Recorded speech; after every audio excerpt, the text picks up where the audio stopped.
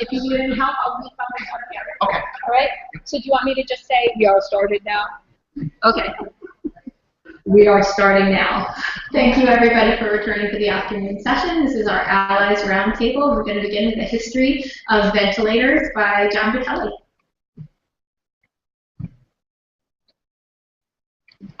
Thank you, and hello, everybody. It's great to be here. I'm going to talk about the history of mechanical ventilation, not from a first-hand knowledge, but from a second-hand knowledge, just in case there was any thoughts. Ventilation, oddly enough, started more for long-term patients than it did for short-term patients, and now the flip is true. So as we can see, when ventilators first started, they were in what we later learned to call the iron lung, which is very restrictive, unable for the patient to move, to go anywhere. Yet they were appreciative because they gave the patient their next breath, which is all people cared about, and which is the most important. Now we see that ventilators have changed from negative pressure, which I'll mention later, to positive pressure ventilators, and they allow for freedom. And although many people feel that ventilators are restrictive right now, they actually give more freedom than they take away, or I think so anyway. The other thing that's advanced over the last 50 years is long-term care. And we saw from Nick's talk how the Olmsted decision worked for him, where he was allowed to go into his community and live at home. Before institutions became willing to accept ventilated patients, they were like this here. And this is a famous picture taken by Geraldo Rivera back in the 70s. I don't know if anyone remembers Willowbrook, but it took the Willowbrook disaster to get the Attorney General to oversee long-term care. And the same with mechanical ventilation. In order to develop workable, usable, reasonable mechanical ventilators, it took the polio epidemic. So we're going to talk a lot about the polio epidemic because you really can't talk about the history without talking about polio. There's two types of ventilators. There's a negative pressure ventilator, which we later came to know as the iron lung, which causes a suction over the body and air goes in. And then there's a positive pressure ventilator, which causes pressure at the mouth or tracheostomy and pushes the air in. This one here is the iron lung type ventilator, which is very encompassing. So here's an example of a ventilator from the 1850s or 1830s, which is one of the first pictures that are known to show a ventilator. And as you can see, it's a little bit barbaric, and it makes care almost impossible, and it makes walking or getting up absolutely impossible. For operating rooms, the surgeons would actually have to go into the lung and perform the surgery. So while standing here being exposed to the negative pressures and trying to operate at the same time. But it was the only way a patient could continue to breathe while having surgery. So it was considered a miracle at the time. Then the polio epidemic hit in 1950. And I show this poster because we could laugh at the things they thought back then, but somebody will be laughing at us 50 years from now. It said, don't mix with new groups of people. So we turned into an isolationist country. Don't get overtired. Don't get chilled, but do keep clean. So that was what was thought was the cause of polio, which now we know was a human-to-human transition.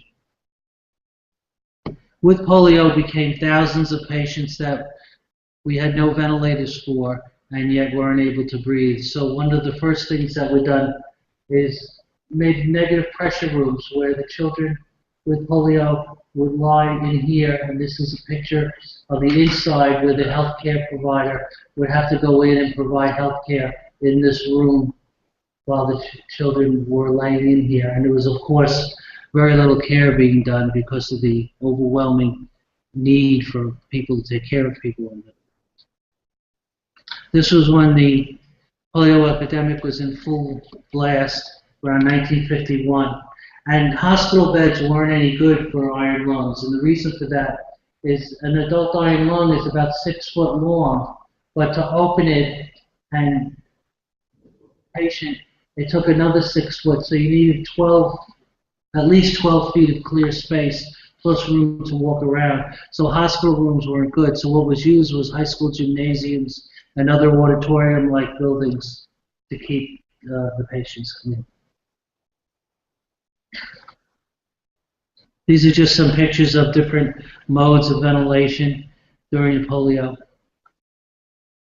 And then, of course, there was a vaccine developed, and it was really about that time when we went from the iron lung ventilator to the positive pressure ventilator, which freed up the patient to be able to move, to make cleaning care easier.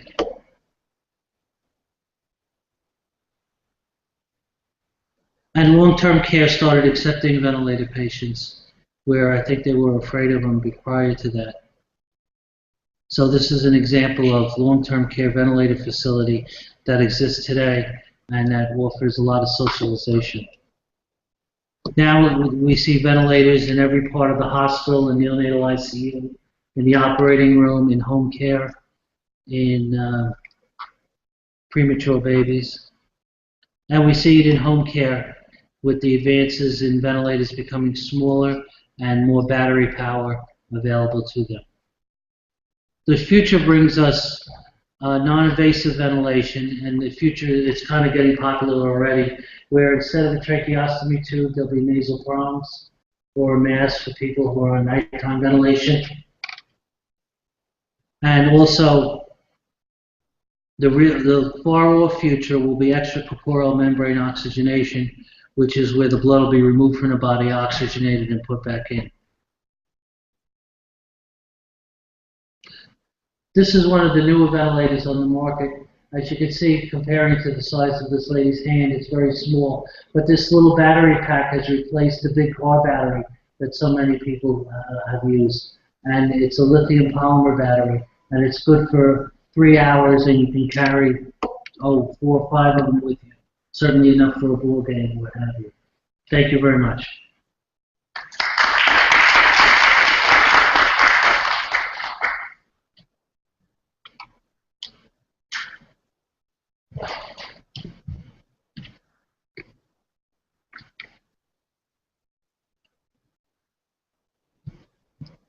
Aha. Hi. That was great. I learned a lot from that, actually. That's really interesting. I'm Susan Miele. I am a physical therapist. I'm involved with the Venture Group here. And what I'm here to do is to talk to you about what physical therapy is and how we are involved with patients on vents. So, here we go. What do we do as PTs? Our overall goal is to help improve quality of life for people. So functional mobility, physical fitness, quality of life. That's really what we're all about. And we do that in a whole variety of different ways and in many, many, many different practice settings. And we work across the lifespan. So we're going to talk a little bit about different settings that we're in and how we work with people across the lifespan. So in the hospital setting, in the old days, it used to be if someone was on a ventilator, nobody would ever order physical therapy for that person. They would be in the ICU, left to their own devices, no movement whatsoever. Well, that has dramatically changed recently. If you read any of the current literature that's out there, it's all about early mobility programs, and it's all about getting people up and moving as soon as possible, even when they're on mechanical ventilation. So we are now being called in specifically if somebody's on a mechanical ventilator in a hospital, whether it's a long-term process or a short-term process that they're going through, to get them moving and get them moving early. So that's one of the things that we are involved in. We're also involved in the weaning process for those people who can be weaned from a mechanical ventilator so that we can help, again, improve lung function in that way. We are responsible for doing airway clearance techniques and respiratory muscle training. So chest PT. We have people that have had chest PT in here. That is my favorite thing to do. I love it. Love it. And it's really effective. It can be really effective if done well. So using your hands to promote clearing secretions from the lungs, it really can be very effective. So it's another thing that we do a lot with patients on ventilators, not just in the hospital, but outside as well. And respiratory muscle training, knowing when to breathe and knowing when not to breathe for certain things. When is breathing the thing you work on, and when is function the thing you work on? So knowing, if someone's on a ventilator and they're having different trials, let's say they're moving from one setting on a ventilator to another, knowing that during that weaning process, it's not the best time to start taxing someone's system, right? Breathing always wins, so we do that first, okay? So it's having that knowledge to do that. We work in the NICU, so working with babies who are in the neonatal intensive care unit on ventilators, and really working on developmental stimulation, so positioning, showing the parents how to handle the babies, because they're so fragile and so scared at that point with babies on ventilators that it's part of our job to go in there and show them how you can hold your baby and how you can interact with them in a positive way. So that's another piece. So that's the hospital. Let's talk about kids. So I just told you about the NICU, okay? For kids, the big thing with PT, really, for people on ventilators or not on ventilators, we do the same thing. We're here for everybody in the same way as physical therapists. And for kids, we work through play. So whether you're on a vent or not, we're doing therapeutic exercise, manual facilitation, posture and balance, function, but through play. That's the big difference with kids. Working on getting adaptive equipment, so helping with wheelchairs and helping with adapting communication devices. And we work very, very, very closely with occupational therapy, which we're going to hear from Mary in a minute, and with speech therapy to try and get the best equipment for our clients. Education, patient and family, and I already talked about the airway clearance. And now we work in any different environment. So we're working in homes, in patients' homes, we're working in schools, we're working in outpatient clinics, rehab centers, group homes, wherever people are, that's where we are. And we can be in any setting. Same thing with adults. So with adults who are on mechanical ventilation, we work on the same things. We don't necessarily try to do that through play. We try to make it interesting and fun, but in a little different way, but we do the same things with the same goals in mind. And again, in a variety of different settings. But what I really want to get across to you is being a patient advocate. So one of our main roles, particularly with people on mechanical ventilation, is to be an advocate for those people and to help get them the services they need, the equipment that they need in a timely fashion. And so that's something that we work on very much in physical therapy as well. So again, appropriate equipment, getting wheelchairs that are appropriate to support a mechanical ventilator and helping to do that process. Again, with OT. OTs work a lot on that as well. You'll probably hear a lot of overlap between Mary and I. Getting appropriate resources, so doing things in the community. There are lots of things you can do in the community. You might not know about them, so we can kind of help facilitate that process, both at home and in the community. So this picture I found up here was really cool. I love Google Image. Does anybody else use Google Image? I use it all the time. It is my favorite thing to use on the computer, by the way. If you Google Image, therapy and mechanical ventilation, I don't know what search terms I use for Google Image, I found this great story about this man who was able to go swimming, who's on a vent. They had a flotation device that they put the mechanical ventilator in. They had a collar. I mean, it was an amazing story. You can Google it, I'm sure. I don't remember. I don't have the exact reference, but it was amazing. Don't know how much money this person had to do that. I don't know anything about the situation, but it was so cool. So I thought I'd throw that picture up there. Because we're really getting to a point where we want to involve everybody in everything. And that's the whole point, right? So that's what being an advocate is all about. So PT and venture. So I think PTs can provide a nice, unique perspective that can help with the functional aspects of living on a mechanical ventilator, helping to think about things in a different way when we're talking about making these policy decisions and things. So I really enjoyed being a part of this group, and hopefully will for a long time in the future. So that's it, PT. All right.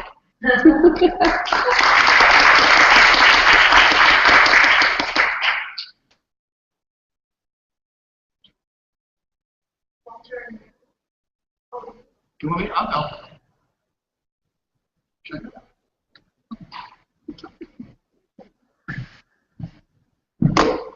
Ben, how do I get the,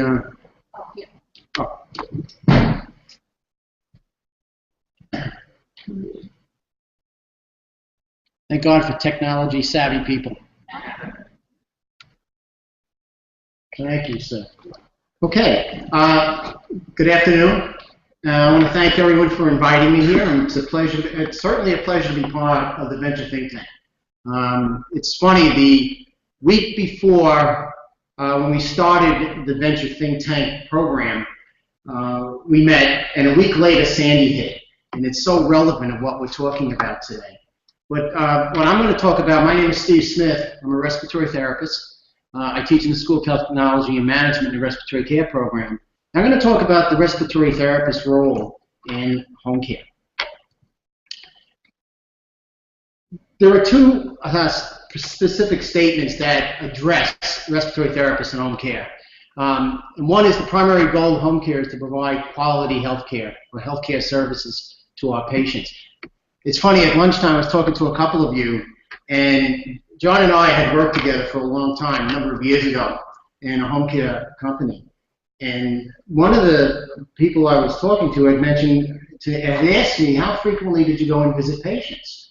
And I said, we usually went every week or every 2 weeks, routinely. And we had a number of patients at home on ventilators. We had about 25, 30 people. It was a significant patient workload. And to my surprise, people had said to me that they're being visited once a year. I said, once a year? How can that be possible? We always felt that we became an extension of the family. It really became an important part or an important role for us to participate with the family, to interact with the family. I always looked at it that we were extenders of the physician. And when we ran into a problem, and believe me, there were many times that we ran into problems that we contacted physicians. It's so funny, yesterday in class I was talking about a particular case that I was involved with out in Waynescott. Now, I don't know if you guys are familiar with Long Island, but Waynescott is way out near East Hampton. And we had a kid at home, about a one-year-old child who had bronchopulmonary dysplasia, which is a disease as a result of being born prematurely and being placed on mechanical ventilation and oxygen therapy. And when I got to the home, I was going in for my routine visit. When I got to the home, the mother came running out of the house. And she said to me, Steve, you got to come in. There's something wrong with my son.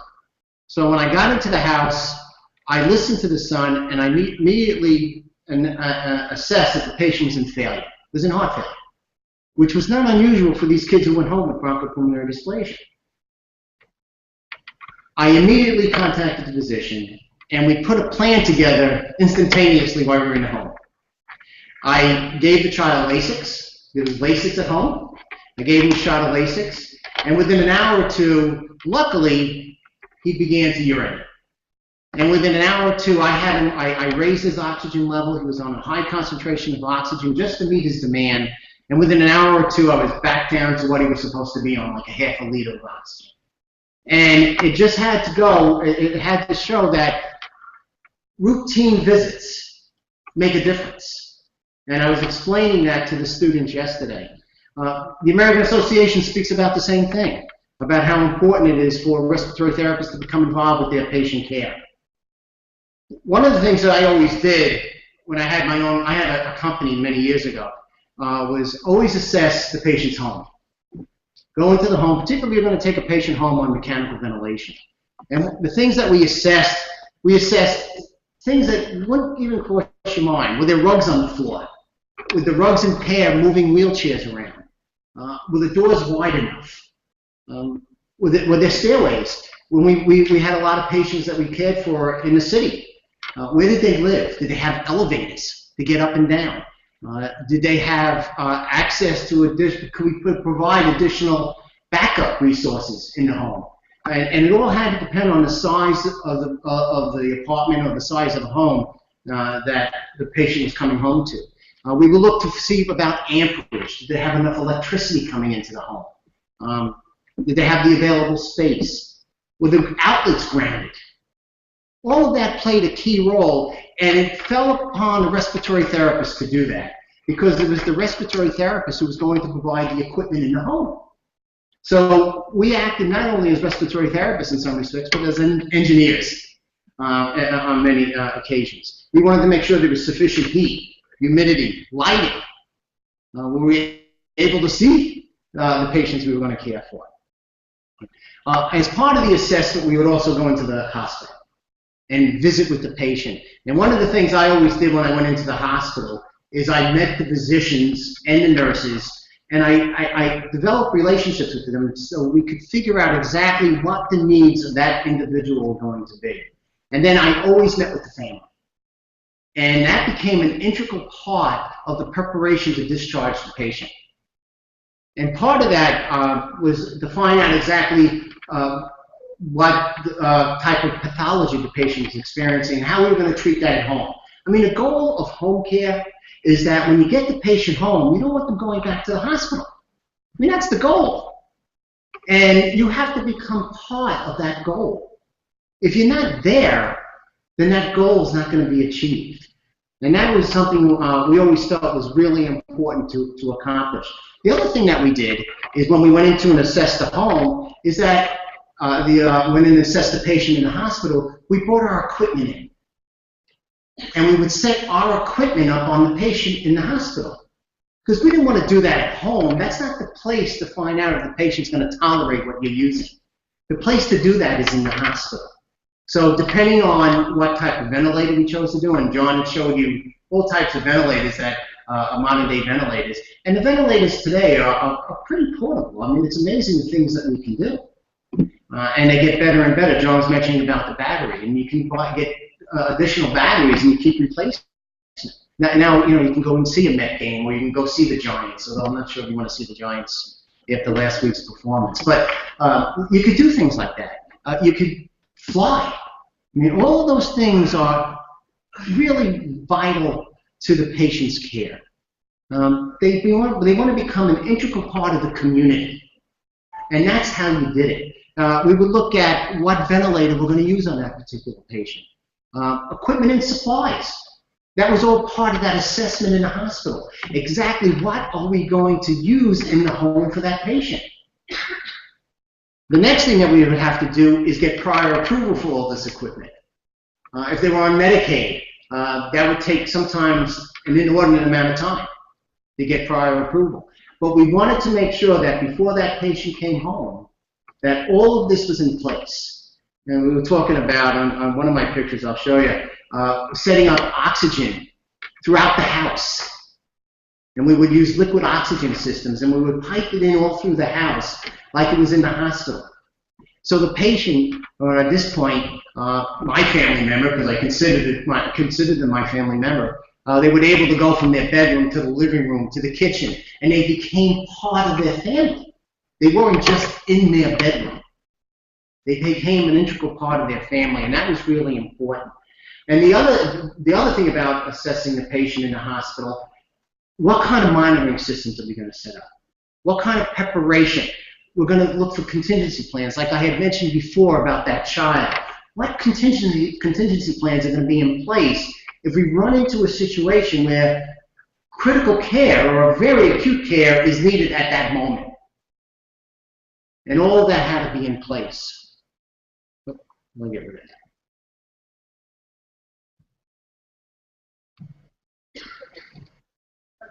Click outside? Okay. We can go outside. All right, come and help me, sir. Oh, thank you. Thank you. It was real hard to do. It was complicated. The other big thing about the ongoing assessment, look, when we get a patient home, I think, and it is at the top of this slide, is the most important thing. No readmissions. And that was one of the things that when we put this venture think tank together, we talked about, and it had to do with Sandy and setting up the patients appropriately in their home where they do not have to come back to the hospital. I mean, one of our primary objectives is to keep them out. You know, we talk about hospitals being dirty places, and they are. I mean, nosocomial infections are not infrequent, and they can be devastating, and they can be costly. So our primary purpose was to keep the patients home. I remember I had a patient, this guy was extraordinary. His wife was a post-polio patient, and he originally lived in western Suffolk County. And he told me he was moving to his son's home further out east. What this gentleman did was beyond belief. He set his home up that his wife can be on the ventilator for the next month and could be isolated for a month. He set up an elevator where he could get his wife up and down. He put in backup electrical resources. He used propane gas to run his generators. I mean, it was just extraordinary what he did. And when I looked at that, I said, geez, this is the perfect plan. This is the perfect plan to keep people who are on life support equipment out of the hospital. And particularly under the circumstances such as Sandy. I remember we had Gloria, when I was in my own business, Gloria hit. And I had a young child on a ventilator. And I remember moving that child and everything in the home from, they lived in Suffolk County, I moved them to their grandmother's house in Nassau County. And it was an extraordinary undertaking. I mean, the trees were still down and we were moving this child from one home to the other. But we did that for one particular reason, to keep her out of the hospital. That's why we did it. And it worked fine. She was at her grandmother's house for a week. She finally got her electricity back in her home in Suffolk County, and we were able to move her back. So and that's a particular professional service we would provide. And those are integral services. That's why we became very, very friendly with the family. We became like, I became like one of their sons, or one of their brothers. And John, the same way, when John and I worked together, we became very close. In fact, the other day, a patient called us. We hadn't seen him in 25 years. And he called us. He contacted John. And John came up to me and said, "You're never going to believe who called."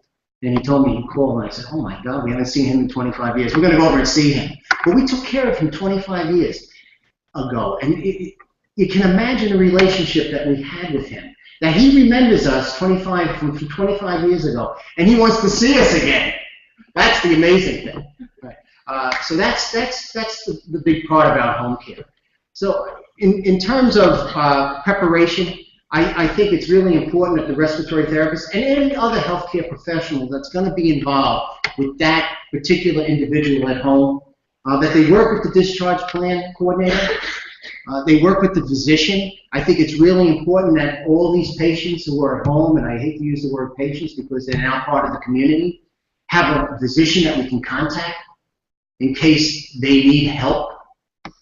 Certainly, we're in the home, we can assess what's going on, we become an extender of the physician, and we can take steps where we don't have to take that child, that adult, back to the hospital. That's what we're trying to avoid, right? And we can modify the care plan right in the patient's home, and I think that's the steps that need to be taken. And it seems like with the way healthcare is going now is that we're approaching wellness care now, that we're going back to home care. And that's going to be a big part of patient care in the future. We're going to be looking more at outpatient care than inpatient care. Thank you.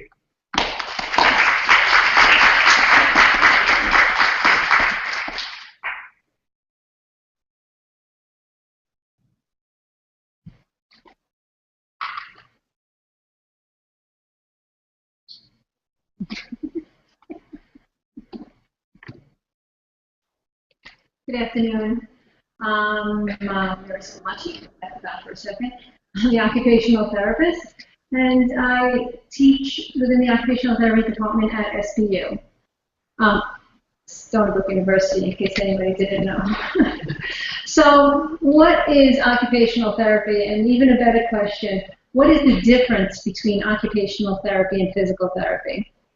And what I can tell you today is that the physical therapy always comes, with pictures on her slides, and I didn't do that, so sorry. Occupational therapy,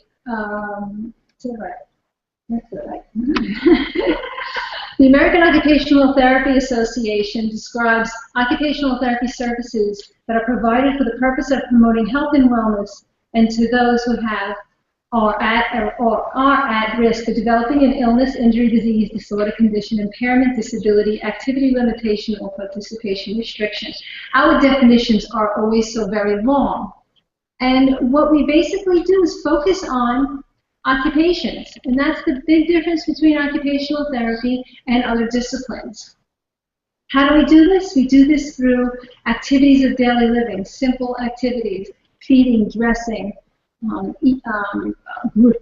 grooming, or we do it through instrumental activities of daily living, through driving, cooking, doing laundry. So this is kind of broad: rest, education, and leisure.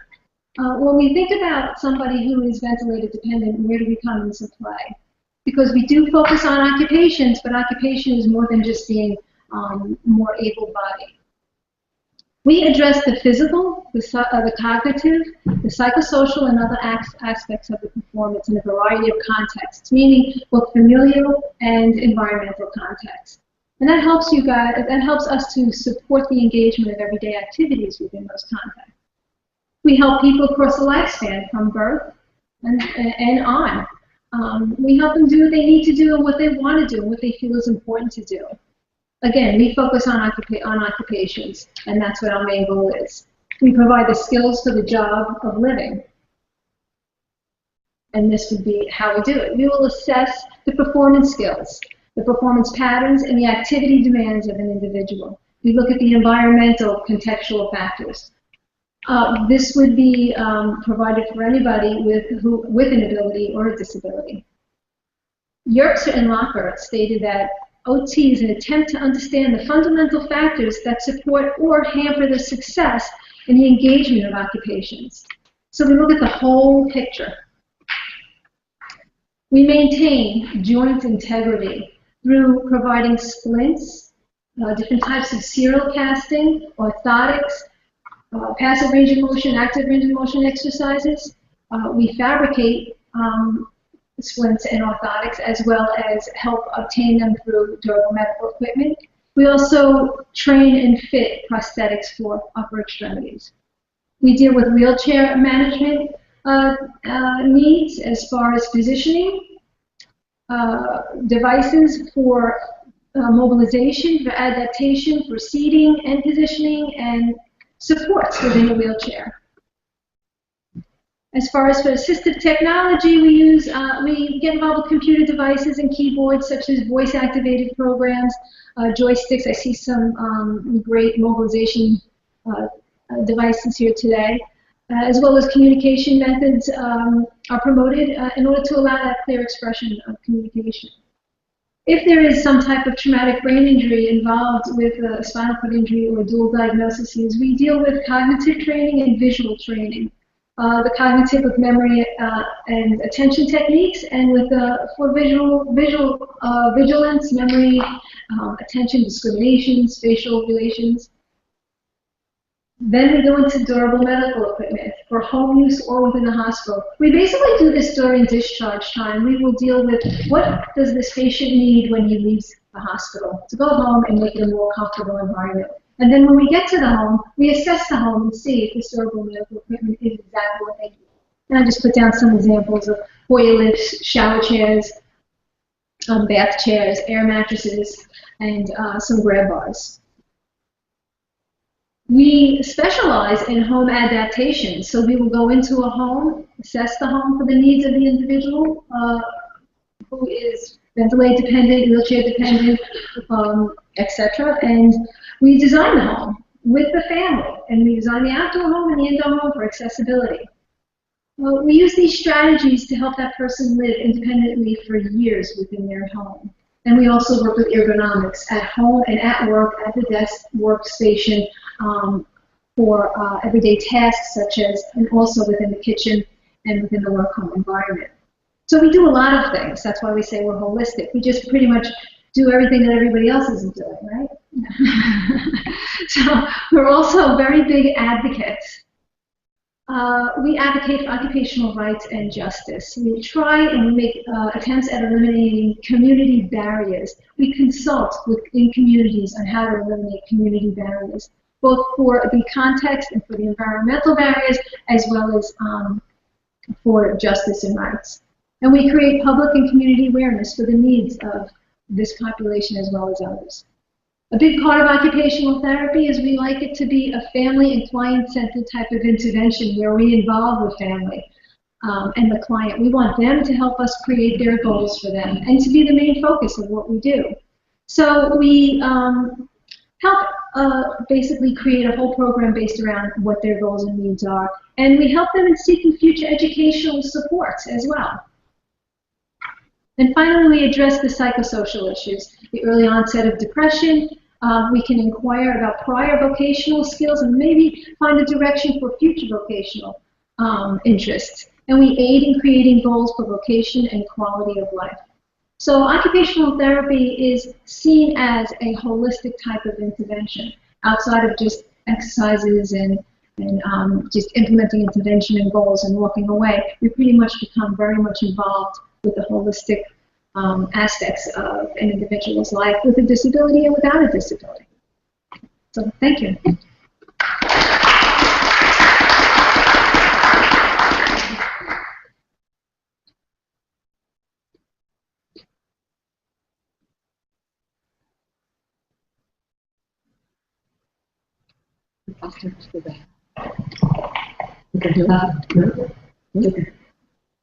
I'll first start before that, and I'll just say that this is really almost a continuation of the previous talk that emphasized the importance of power for independence in the home, and also in case of a natural disaster for people who are on ventilators. And I was just reading through some of the articles in your magazine about the horror that can happen when to other people you look outside and it's a beautiful snowy day, we've just had the aftermath of a hurricane, or any such thing. Power is really essential. So we were very fortunate to be working with Brooke, and we at the last conference run by the Energy Center, which is the building next door, we met the company called DSA, and they had this beautiful instrument just sitting there on the display floor, which was a set of solar panels on a trailer. And those solar panels, they had engineered them for Africa, where in Africa there's no power for miles around, entire countries are not on the grid, and this power was used for charging batteries with little light bulbs to enable people to read at night, and for education for kids. And we said, wow, if this can work for Africa, maybe it'll work for East Setauket. So that was the mood. And it did, and we're very fortunate to partner with DSA, and we've got Wayne Gottschalk, who's their engineer and director of engineering here, who described the system. Wayne. Thank you. My name is Wayne Gottschalk, electrical engineer with the company Nextech that you see here. And just a real quick history of how Nextech got involved in this was that company has been providing solar electric solutions to buildings since the mid-1990s. And it was the IEEE, that's the International Association of Electronic and Electrical Engineers. It came to us in 2010 with the challenge that Professor Kufalovich described, which was to provide electricity outside the building where there is none to those villages in Haiti and Africa. So I got involved in 2010 with that project, and this is the picture that you see here, which is at the Ellison residence, is the second generation. And I want to thank them for being such wonderful hosts for this project. You guys have been great. I know we took up a lot of space in your driveway for the last couple of months. But it's designed to be a portable system, which means it doesn't have to reside on the property when it's not needed. Forecasts in terms of natural events like Superstorm Sandy have become so reliable to forecast that a product like this could reside at the local FEMA location or the National Guard or even a local fire department. That's still being worked out as to who would actually own this equipment. But the idea is it's portable and it can be set up in a matter of hours if a home is pre-wired with the system as we did with Brook, where you just simply have to set it up in a sunny spot and plug it in and turn on some switches. And you suddenly have the equivalent of an uninterruptible power supply that you might be familiar with if you operate a computer with one of those batteries under your desk. That's kind of the same idea with this.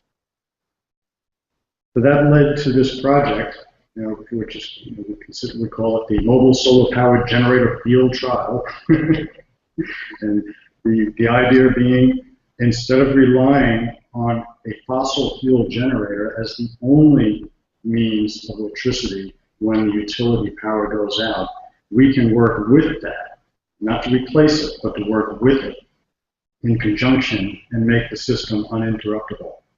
So the way that works, this is a simplified graphic of how a typical generator would be wired into the house. At the top, you see the utility out on your street coming into a transfer switch, which is usually located in the house. And in the position that it's shown, the house runs normally off of grid power. And if that happens to go away because of a storm, you simply drop the switch down to the lower position and the house can run on the generator. In some cases, the generator can detect when the grid power goes out and it throws the switch itself and it'll turn on and provide power to the house. And this has been fine, except for that statement that we put down the bottom here where it says the generator runs 100% of the time. Now think about that.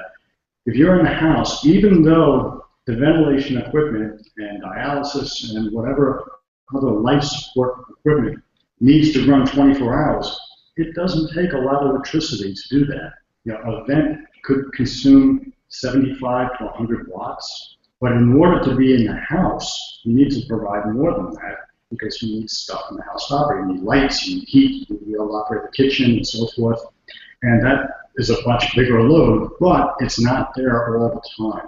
That load turns on and it turns off.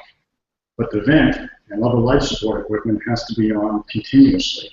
So you have to, when someone sizes a generator, they have to size it to run the whole house, even though it's not going to be doing that the majority of the time. And that's where the inefficiency and the waste and the danger comes in, because generators don't like, a 10,000 watt generator is typically what you would find for an average size house. But a 10,000 watt generator is not very happy running a 100 watt vent. It uses fuel, and it's just a spinning mechanical system that's working but not doing very much. And they're not designed to operate that way. So you have to be concerned about mechanical failures. And again, how long can you run? When Sandy hit, I know in my neighborhood we were down for almost 14 days. That's a long time to run a generator 24 hours a day if that home, or where I was at least, had life support equipment. So a better way to do this is to implement the STAR in the mix. You can see that you still have a transfer switch up here.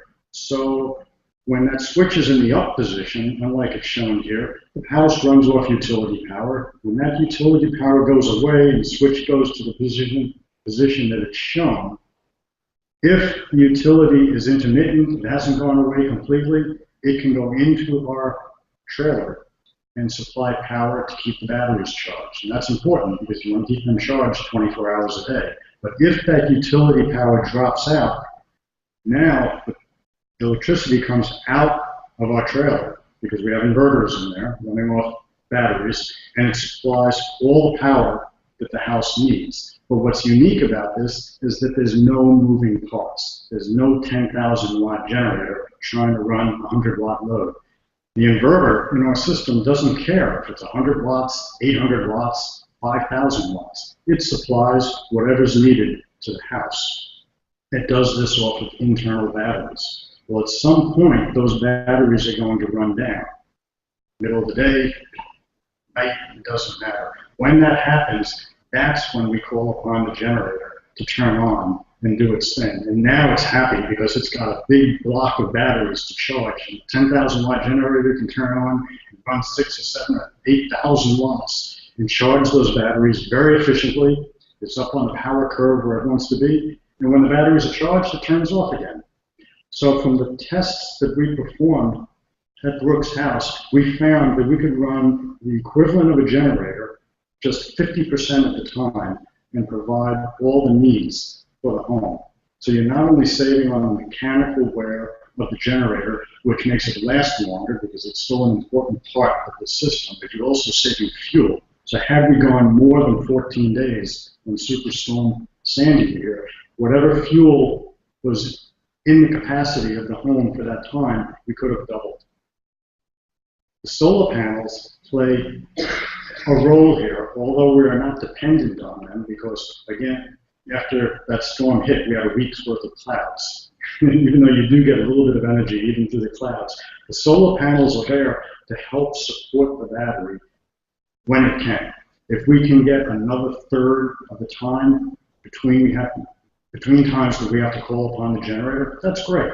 But we're not in any way dependent on the solar. It's there as an auxiliary source of energy.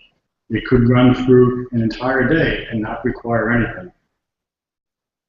The kind of numbers that we're actually seeing in this particular trailer, you're looking at the inside of the trailer now, we have 1,500 watts of solar panels, which create about 3 to 4 kilowatt hours of energy a day. And what does that mean? Well, a microwave oven that's 1,000 watts could run 3 or 4 hours just on the solar panels on a good day. And that's 3 or 4 hours continuous, which you would never do. It's just to give you an idea of how much energy you can collect with 1,500 watts of solar. The batteries, which are more important in the system, are 20 kilowatt hours. So now that 1,000 watt microwave could run for close to 20 hours before the generator is needed to turn on. Again, just to give you an idea of energy.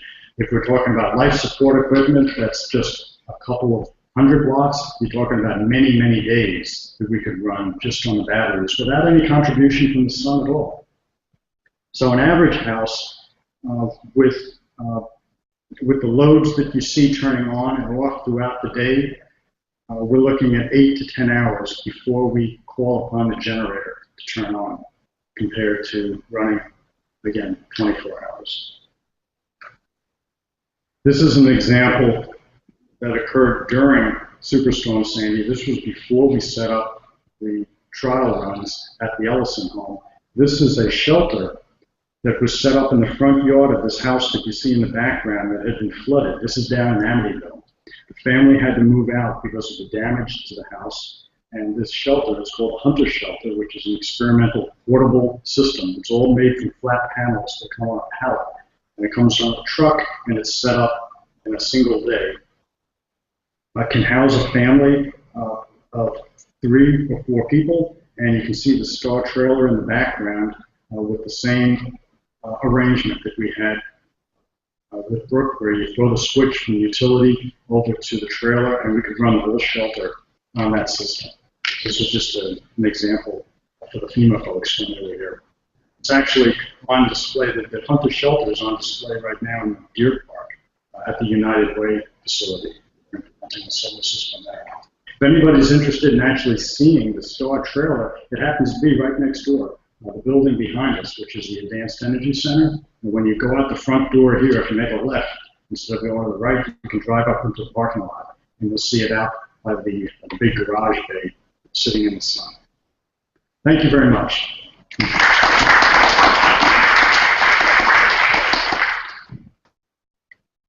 Thank you. And I would also like to add that one of the this became a research project, again, jointly with Brooke, by students in the chemical engineering program, because one of the questions was it's solar power and what happens when it's a cloudy day on Long Island. So the students, again, we'd like to thank the Ellison family. We're there every day monitoring, because they have a very nice shady house with lots of trees. And it turns out that the solar panels are extremely sensitive. and there was sufficient solar power generated, and especially the UPS batteries that come with the trailer for continuous running. So again, we thank BSA.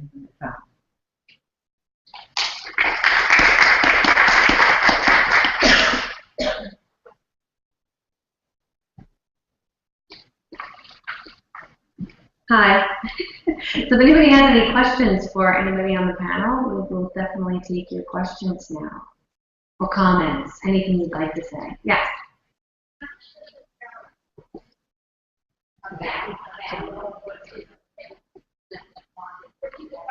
Yeah, how much does the trailer cost? And that's a very good question, and we get that a lot. And we know what it costs to build. We're not quite sure how they're going to be marketed yet because that's still in development.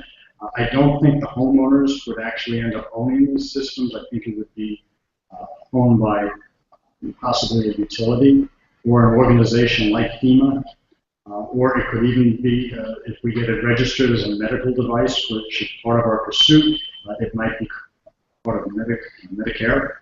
But just to give you an idea of what it costs to build one of these things, it's about $25,000.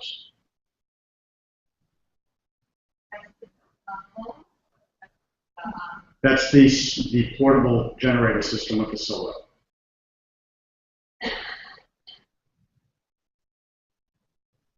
Yes.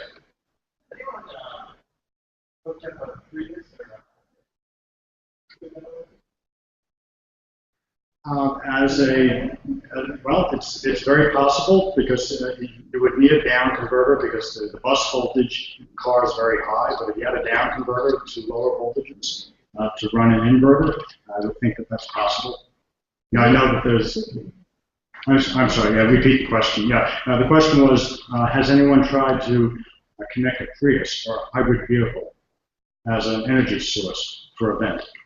And the quick answer is I don't know of it being done, but theoretically it is possible because I know there are vehicle-to-grid interfaces where we're looking at where the utilities are looking for using large fleets of these vehicles as energy sources during peak loads of the day. So I think it could be done on a residential level as well. Yes.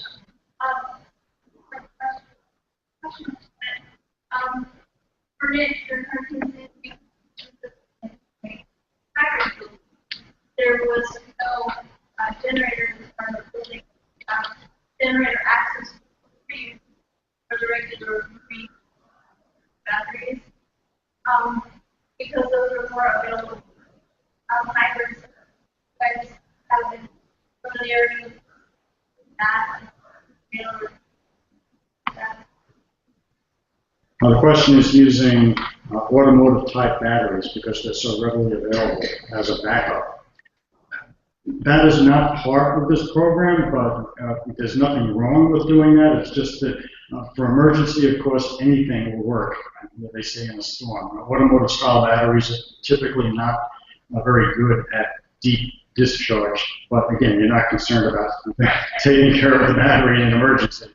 Your life is more important. Yeah. Sure. I just want to know about that's Sure. trying that.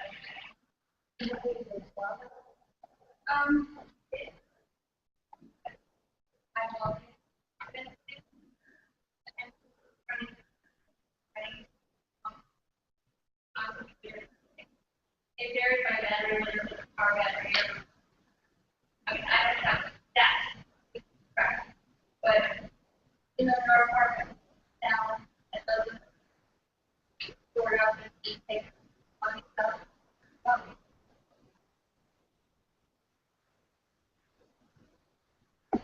Interesting about saying that you start with the PSA trailer instead of being to charge exactly those things that are. That's what they do now. Yes. How large a facility could this system power? Could it power the general population of it? It's completely scalable. Yes, the systems will couple together. The inverters are stackable, and that's a technical term, meaning that their capacity can be coupled in parallel. So we have 4.4 kilowatts in this particular model, and it's designed to couple up to 4 additional inverters in that package. But again, we've designed it as an open architecture system so we can scale to whatever the requirement is. So then let me ask a question. The facility was anticipated as a general population shelter or medical shelter. And as any anticipation that it might use as a shelter, you could pre-wire. And then a community can have this equipment, and that equipment could go to whichever shelter was being opened at any time. It would just be a Plug and play. plug and Yes, exactly. That's the goal. that. Yes. And I got a question, but the question, then to pre-wire, what was that? We did use an independent contractor to wire the transfer switch in the Ellison's residence, and what we did there was we separated the circuits in the home from emergency to secondary. So we had a special box that we wired into, which we called the emergency circuit, and that was, of course, all of the areas of the home where Brooke would be charging batteries and running her equipment, and then heat, of course, and critical lights. The cost was $100 for a local contractor to do that. Good. Thank you all.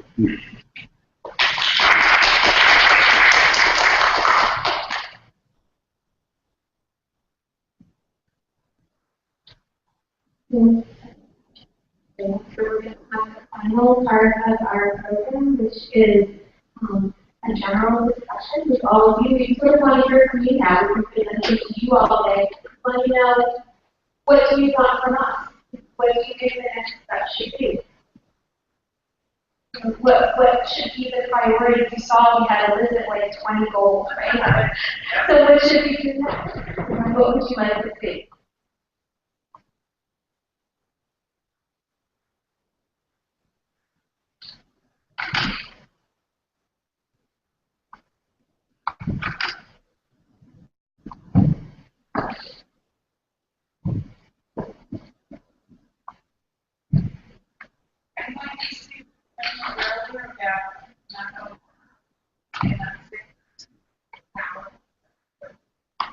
We'd like to see people not being sent to hospitals automatically. What we found in our family is there's a lot of pressure for people to go to hospitals.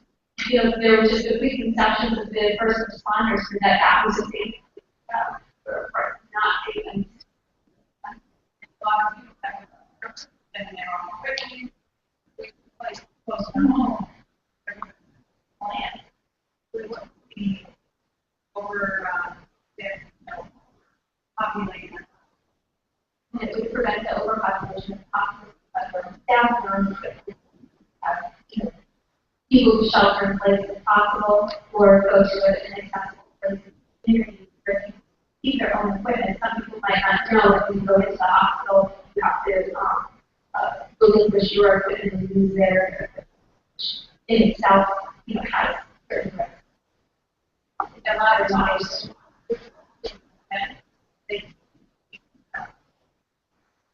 and people are deprived of their abilities to practice on the whole of the hospital. You know what? I think we have a microphone. Maybe we can when it looks portable, so it's possible we can. Yeah. Then you don't have to be full started.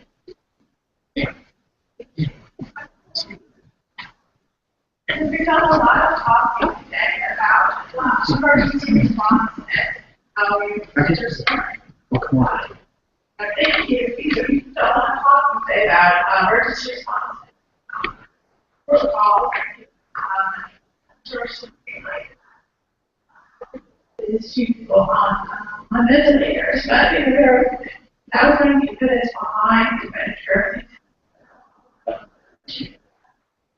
Priority to make decisions for sure. I think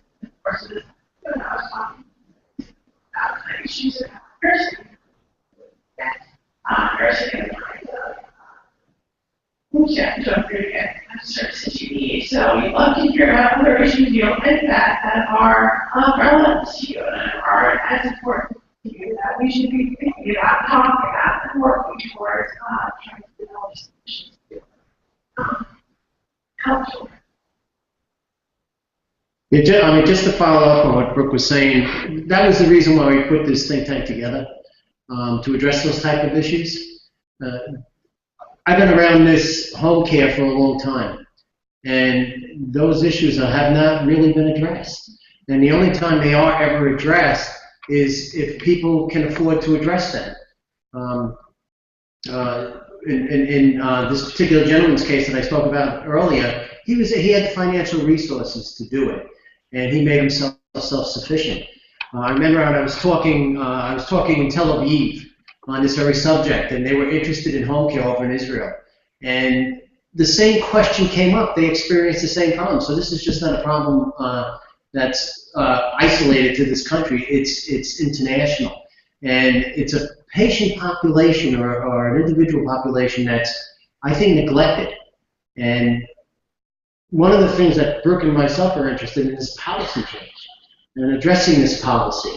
And how do we go about it? And I love the idea of the solar panel. I think that's such a great engineering feat. The thing is, who's going to pay for it? And those are the questions we need to ask and resolve. Not just ask them. There's got to be some way of resolving them. And I like to come from the position of, why put these people back in the hospital under these circumstances? The biggest thing to me is when they go into the hospital, they get infected. And when you get infected, it's costly. You treat patients with antibiotics. I mean, the average day in the ICU can cost anywhere, you're talking about $3,000 to $4,000 a day. It's significant. But this is a long-term goal. And we have to, I think, somehow persuade our leaders to look at this subject and to address it appropriately and to find resources. And the resources is money. I mean, it's the resources. To find resources to address it so we can keep these people out of the hospital. I mean, the primary goal is so they don't go back in. I mean, that's the primary goal. And how crazy it is that under these particular circumstances, when catastrophic weather conditions occur, that now we have to bring these people back to the hospital, and they're subjected to all the things that they wouldn't have not been subjected to if we had addressed it appropriately from the beginning. So I think those are the things we're really interested in doing. And hearing from you on that is really important.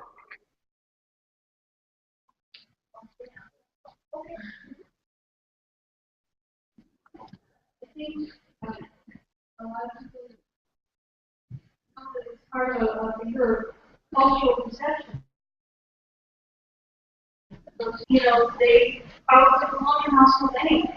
So how do you start from there? I mean, you know, when billion that recently closed, but the Global Water, which was supposed to have an inpatient respiratory program in the country, and he still wasn't expected. You know, we still had to fight that perception. You know, the nurses came to us and said, well, you're a person with a disability. You can't possibly be his backup caregiver. Nursing companies can't possibly provide universal care without fail. Something's going to happen, so we should probably stay here. So how do we address something that's so, you know, this whole alive and there's so many branches?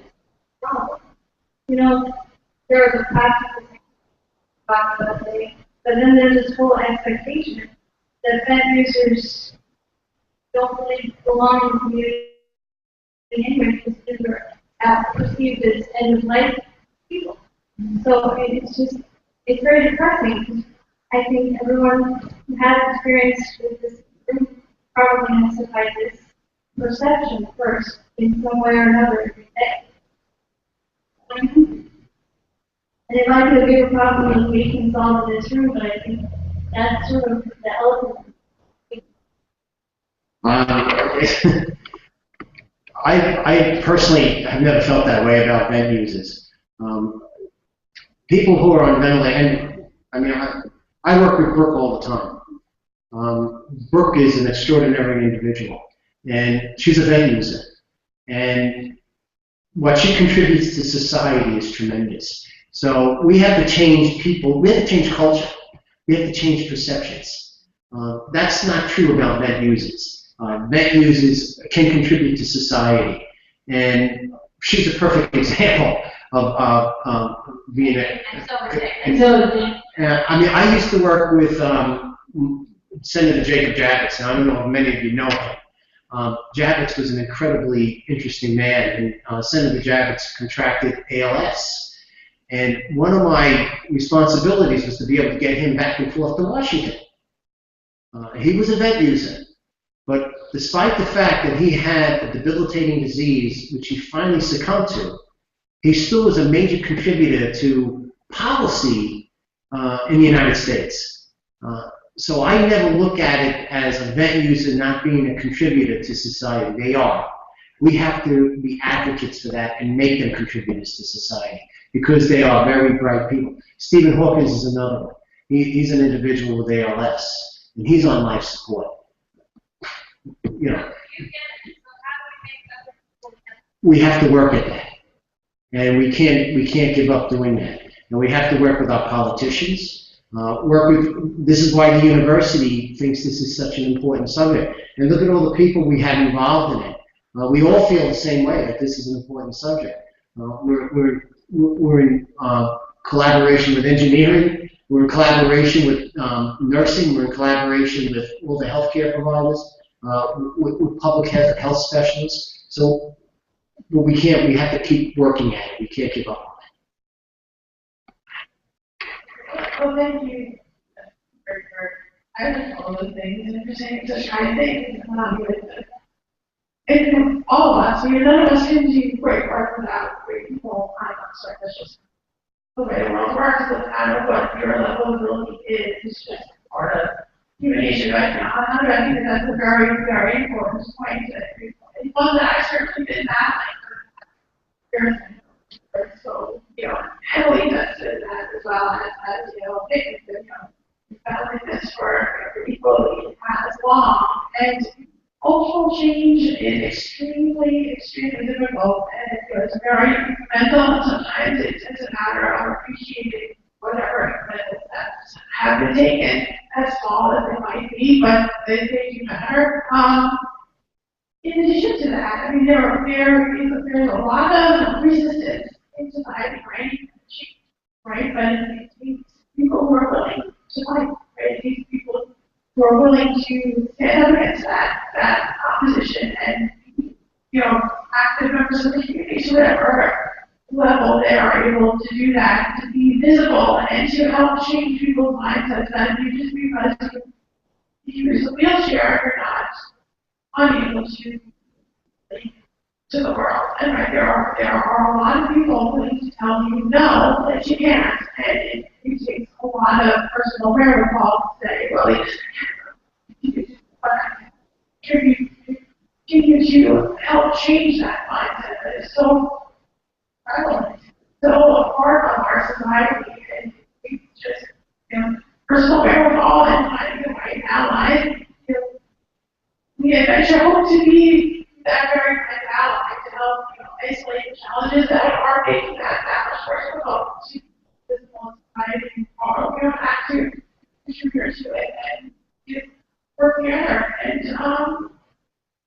like I said, it takes time and it takes a lot of personal wherewithal, but nothing is ever going to achieve easily. Right? There are a lot of forebears, who got long before us who have fought equally as difficult challenges. It seems, that this is time that just never going to improve and play now. You're I've been in the game, it's that same kind of fight, right? It's a social justice, it's a civil rights fight that, you're facing difficult circumstances. It's like, I don't want to take on anymore, but that's sometimes the only way. And we find the right people to assist you and to help and to collaborate, to help shoulder the burden a little bit. And you're there.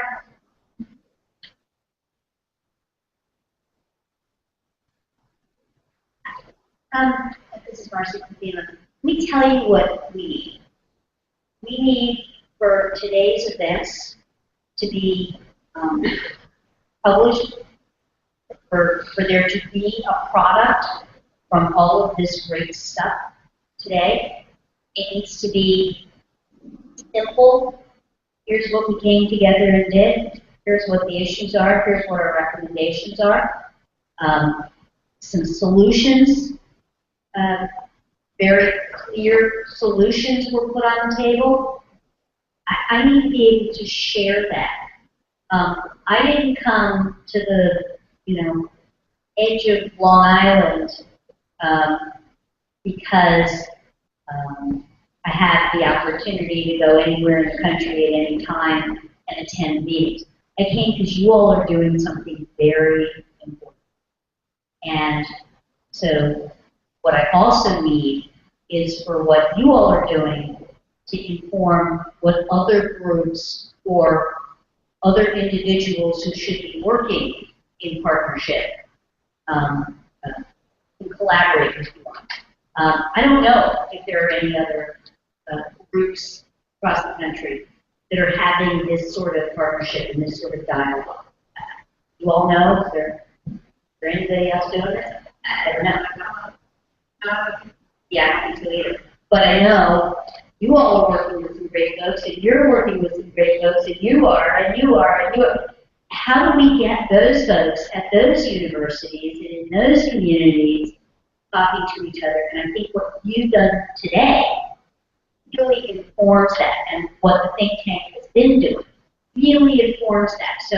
So what I need, what FEMA needs, what the federal government needs, what the policymakers need, is some real simple, basic, here's what the problem is. There is a solution, or there are a few solutions. Here's what that looks like. And words of the broadcaster, who I will not name, don't want to be all partisan in any of this, but I recently heard someone say, there's plenty of money in this country. We just need to make this. Just saying.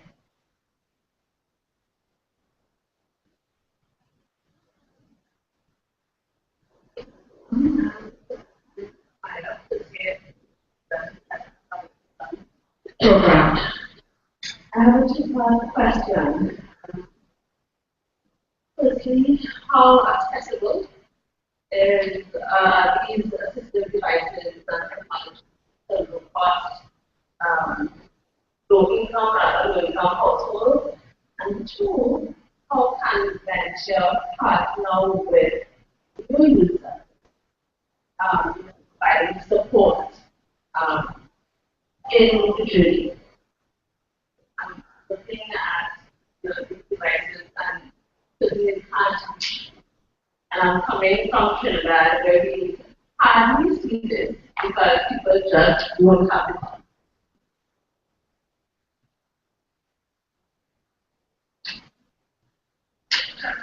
I can jump in. I'm sure my colleagues have a lot more to offer than I do, but I mean, the issue of distributed justice is the heart of and kind of medical or ethical question when it comes to technology and data. How do we make sure that everybody has access to technology as complex as it may be, or different kinds of therapies as costly as it may be? And that's a really tough question. It's one that a lot of, academics and philosophers are trying to look at and really at.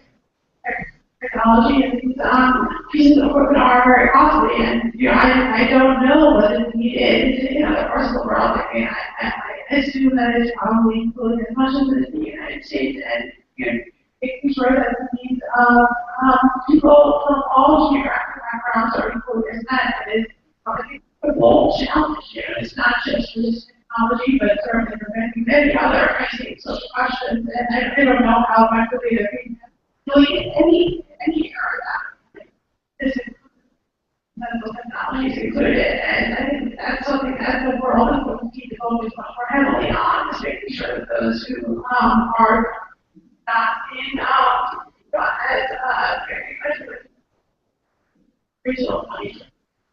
Because they are employees, therefore, I agree.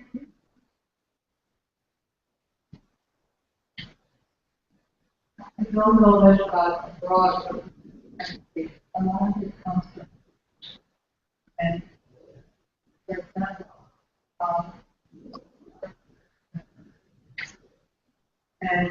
the school is a Louis Armstrong school, and Louis Armstrong school specializes in children with severe disabilities and autonomy in one area or another.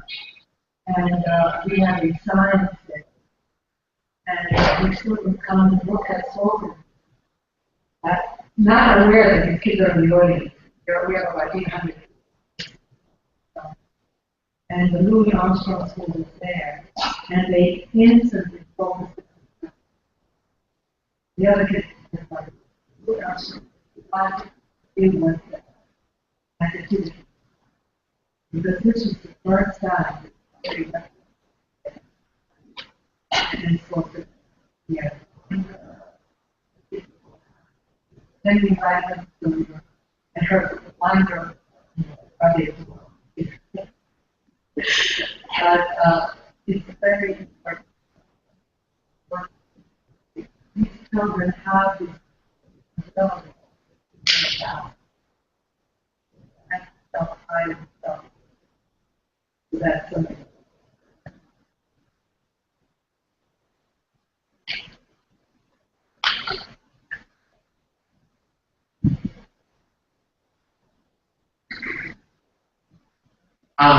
Well, it's interesting. The other day, I attended a Senate meeting and at the university, and Dr. Kashansky, who's the senior vice president for health sciences, Dean Medicine, he was talking about the paradigm change in the United States, and the focus now is on outpatient care, not on inpatient care, and he's spearheading a group that's being financially supported by the federal government and the state government on addressing this issue. We're sort of at the crossroads. This is our time to speak about these issues. These people are at home and they belong to stay home. Unless they're sick. Unless they're really sick. And then, like any other individual, that's when they go to the hospital. They don't need to go to the hospital unless we need to provide great care. And that's the paradigm shift going on in the United States right now. We have to jump on that bandwagon. And things like the solar panel systems, generators, whatever we can do to keep people at home is what we have to do.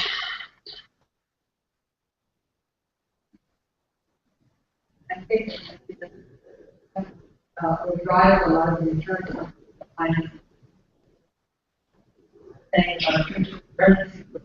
And say the hospital is not to buy a DSA solar panel.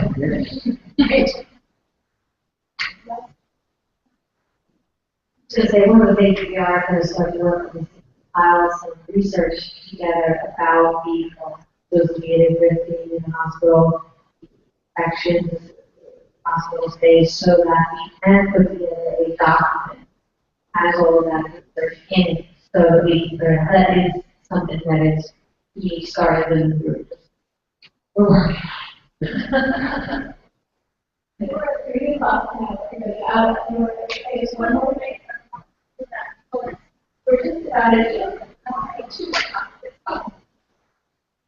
I was just going to say, at a practical level, why I prefer use assistive technology are often more by Medicare or on a state-by-state basis by Medicaid, and Medicaid varies greatly as what is willing to pay for, depending on where you are. In a very broad way, New York is a quote-unquote better state than another state paying for that technology to see reliable as I know in your country, my country, that's so facility to pay for it anyway. So I hope broadly that answers the question. And the venture is probably going to be going after those policies with the Medicare insurance system and the state by state Medicaid it varies a lot depending on where you are, just country. Well, I think you kind of answered partially my question. So you're working on seeing how much it would cost for, say, we the lights went out for a week, how much it would cost for a rotation on event to be in a hospital versus having what did you say it was, 25,000? Yes. That to me seems cheaper than them spending the time in the hospital and taking up the rooms that they actually need in those hospitals. Right, I think the first step, and so again, it's the process to do it. So the first step that we're kind of going through now, the process is to compile, see what literature is out there on costs associated with ventilators, running kind of ventilators in the hospital, and having ventilator patients go to the hospital. And infection associated with that, more than the cost, the infection, you know, and just to compile that all into one document so that we have as many sources as possible that say the same thing. It costs a lot of money. You cause infection. You do all these things so that a person on event goes to the hospital. To then bring it to look at this research. Now here's what we want to do about it. You know, so there's kind of steps in the process. So that's what we're trying to get at right now. So in the long run, it would be cheaper preventative medicine. Right. Like we're hoping to show that if you prevent, if you stop someone from having to go to the hospital in a disaster, you can prevent infection and ultimately save money, right? And that's what Marcy had mentioned earlier in the first talk. We talked about the mitigation dollars. They mentioned the mitigation dollars, a small portion of their overall budget, and those mitigation dollars could apply to start about infrastructure to take a bigger, say, national systems would be part of that. But that would be in a shelter, right? Not in an individual home. Either way. This is one of the fortunate things that we have in our favor is that the cultural shifts that we want are also cost effective. Have been working in our favor. So we're past time now, so we're gonna probably close the formal discussion now, but we hope that these discussions we are willing to facilitate if groups want to come, we have the space, we have the technology, we would love to support needs families, thank you, meetings of any kind. So please be in touch. You know how to get in touch with us. You have our email address, you have our phone numbers, and our website, right? And Facebook page, and Twitter, and whatever. I'll say the dance is connect. Follow up. And we will keep moving forward with this. So. Thank you all for coming. Thank you very much.